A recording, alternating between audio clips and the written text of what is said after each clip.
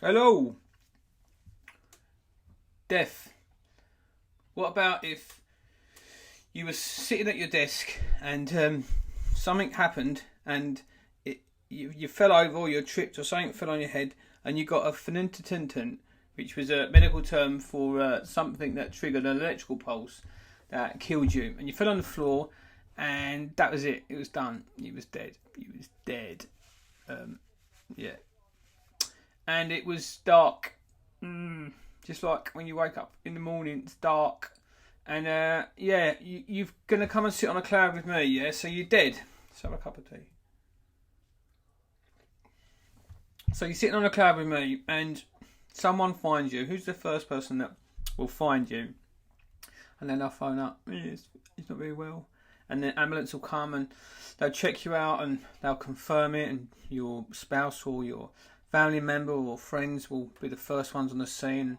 Just think through letting go of your life at the moment and sit up on this cloud and just watch the whole process where your family are around and they're obviously devastated, and your colleagues, and think of the next hour and what's going to go on in that hour, and then maybe sort of 3 or 4 hours later, and then go to the next day, and just walk through the next week, the next 2 weeks, the next month, sorting out the insurance, sorting out the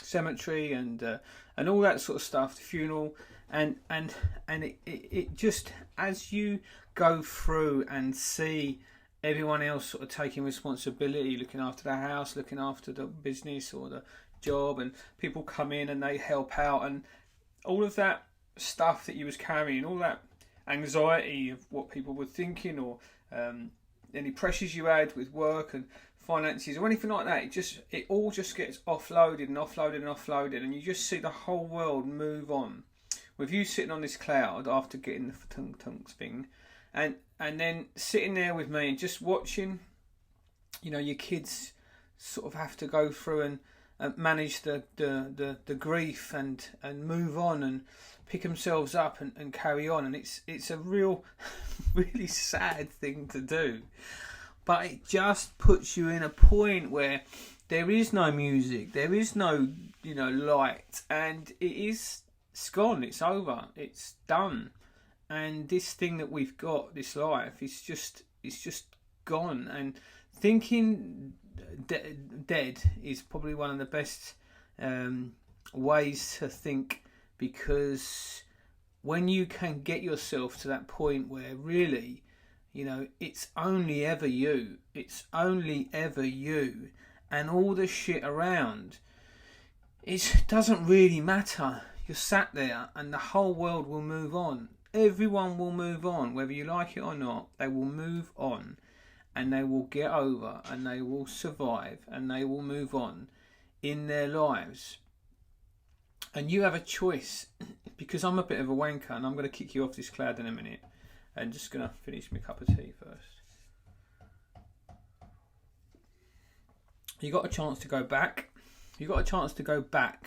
And having that perspective, that point of darkness where everything's gone and moved on, and you've got a chance to go back. What are you going to focus on when you go back? And this is one of the videos I did, Dancing Without Music. This is that point where you pick yourself back up and take on what's important, what's in you, and start living like that.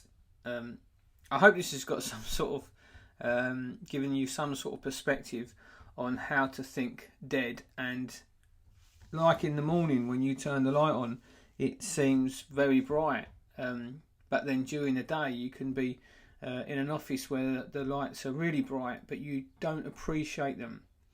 This thinking gets you to a point where every little bit of light is appreciated. I go around in the morning sometimes, if I haven't got my stuff out the night before, with my phone, not even the torch on, just the phone on, to be able to find stuff, and that light is enough for me to be able to do what I've got to do. Now some days during the day it's nice and bright, but most of us, we crack on, we don't really appreciate what we've got, and this scenario can put you in some place where you get some sort of perspective, and then when you come back down to earth and look at what you've got, you maybe would appreciate it a little bit better and not worry about the shit that you're worrying about and focus on what you've got.